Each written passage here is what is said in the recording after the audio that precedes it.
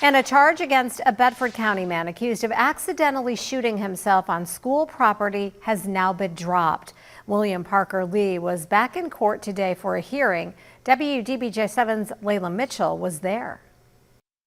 Wednesday was a good day for William Parker Lee as both the prosecution and the defense agreed that in a, quote, unfortunate turn of events, the young man with no previous criminal record made a mistake. William Parker Lee appeared in court on Wednesday. During a hearing, the Commonwealth decided to drop a felony charge against Lee. They also say the misdemeanor charge will be dropped if Lee behaves for the next year. This case started back on January 12th when deputies received a call of a man with a gunshot injury at the Food Lion supermarket on Moneta Road. Deputies found Lee there and he was taken to the hospital. After an investigation, deputies found out Lee had accidentally shot himself in the parking lot of Smith Mountain Lake Christian Academy. Lee was charged with reckless handling of a firearm and having a firearm on school property. He was arrested on March 27th and held in the Blue Ridge Regional Jail. In court, both the defense and prosecution agreed that Lee's clean record and the accidental nature of the shooting were important factors. Reporting in Bedford, Layla Mitchell, WDBJ 7.